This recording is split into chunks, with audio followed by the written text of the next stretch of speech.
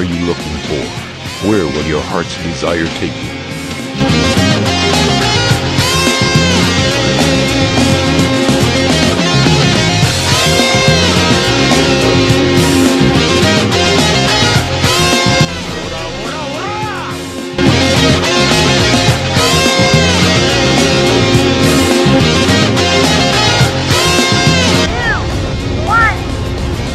Let's go!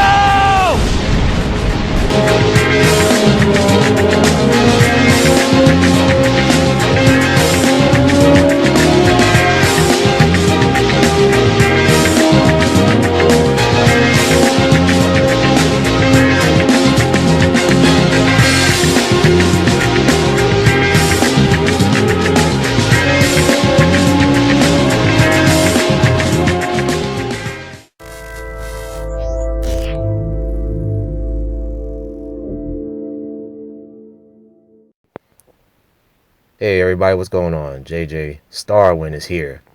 So this is another corner episode 63 for the JJ Starwind corner. And this one, I don't know how I missed this story. This article is at least a month old, maybe like a month and a half old, and I totally missed out on it. But shout out to the Black Ronin podcast for bringing it up. So I was on their podcast this past weekend on a Saturday, and they happen to be talking about this special park that's going to be built or proposed in the West African country of Benin.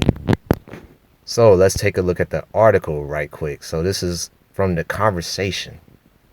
I wonder what The Conversation is about. Here's the title. Benin is building a theme park to remember slavery. That's right. Is history up for sale? Wow. So, let's scroll down a bit here. The Marina project is a vast memorial and tourist complex under construction in Oida. So it is being built. A coastal town in the Republic of Benin in West Africa. The country hopes to market itself as a major destination for Afro-descended tourists in the diaspora. That means worldwide. Neighboring Nigeria and its population of 220 million potential visitors also makes serene and diminutive Benin an inviolable location for large-scale tourist attractions. So they're trying to get everybody that's of the African diaspora to come see this place, because it's going to be special. It talks about a few other things. Oh, they're talking about the film The Woman King. Yeah, so I think that part of Africa, yeah, that is home to the Dahomey. So for those that don't know, the Dahomey was like an army full of females in these various tribes within the Dahomey. That's like the main tribe within that part of Africa, in that country. And they basically were really, really tough from what I've heard. Like, they didn't mess around in battle. I'll put it that way. Let's see what else they got here. The Marina project could lead to a better understanding of the transatlantic slave trade, but it raises many questions. In its design and scope, it epitomizes contested directions of slave heritage tourism. The commodification of heritage may debase the experience of painful past. The spectacle of culture produced by the tourist industry is often met with contempt.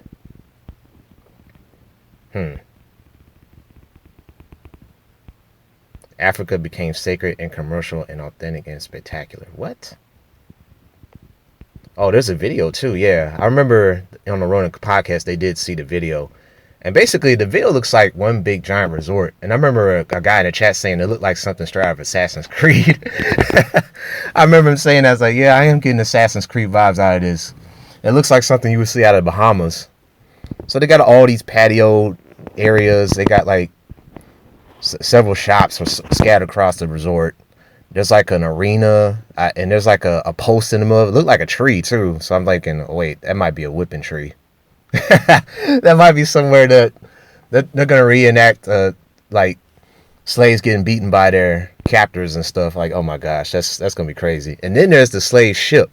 Like, there's a slave ship in the middle of the I don't know if it's the ocean or the lake that they're building, but I guess you can stay overnight on the slave ship. I guess or it's like a tour. You get to tour the slave ship, and you actually have to be put in bondage and lay down under the ship, like how the slaves did it back during those times, back during the slave trade days. So this is wild. Oh, they got a section of teaching slavery in Africa. Slavery and the slave trade remain insufficiently taught in schools. In 1998, the United Nations Educational, Scientific, and Cultural Organization, UNESCO, implemented the Transatlantic Slave Trade Education Project. Participating countries in West Africa like Ghana, Senegal, and the Gambia helped address the issue. On the beach in Oida, the door of no return, and that does exist, this door right here, is a concrete and bronze arch with poignant images of shackled bodies of enslaved Africans. It's one of the city's most notable landmarks, but only one among hundreds. The road from the slave market to the monumental gate was marked by 24 sculptures and symbolic stops, commemorating the march of the captives. So I think this is also going to be part of that resort here.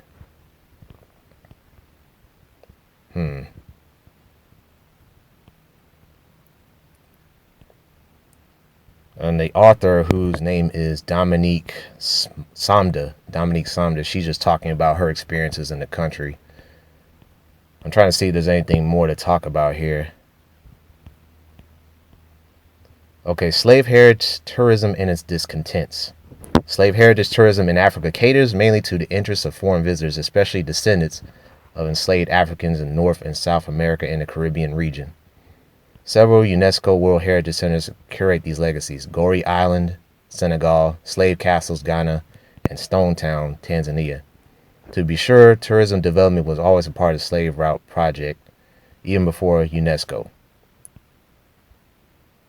Let's see here.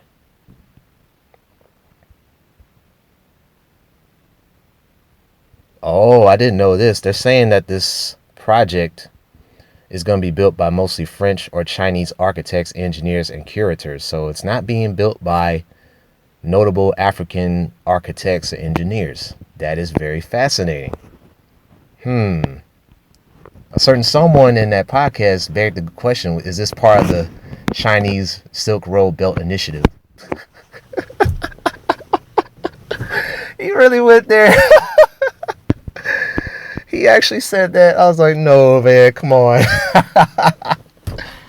Come on now. Now, China has several industries really, really deep inside a lot of these African countries, okay? It's like they're heavily invested in a lot of these places. So them building this park, it would not surprise me at all. It wouldn't. But I'm just going to leave it there.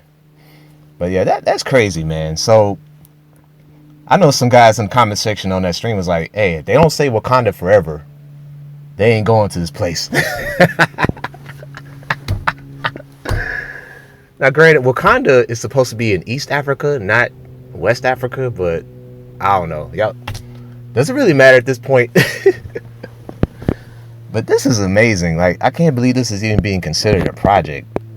I really can't. Like, this is only going to cater to people that really, really want to relive that experience of being put in bondage like that and tortured. Or people just going to go up there and cut a fool, man. They're just going to, they're not going to know how to act. They don't know if they're going to be like the slaves themselves or the captors, like embarrassing people. So I don't know how they're going to run this. But on the outside, it just looks like one big giant beach resort. Like something straight out of the Bahamas. Or something straight out of Assassin's Creed. That's what it looks like. So yeah, wow, this is unbelievable. Well, I guess this is one other reason for African enthusiasts to visit Africa, if they want to relive the dark times of the slave trade. So what do you guys think? Will you visit such a park like this, or will you give a hard pass and just go elsewhere? I'm leaning towards a hard pass. I don't want to relive the past like that, especially when it comes to reenacting pain and suffering of other people. I just, I'm good. Anyway, what are your thoughts about this? A slave park being built in West Africa, or the country of Benin. Anyway, this is JJ Starwind, and I will see you guys later.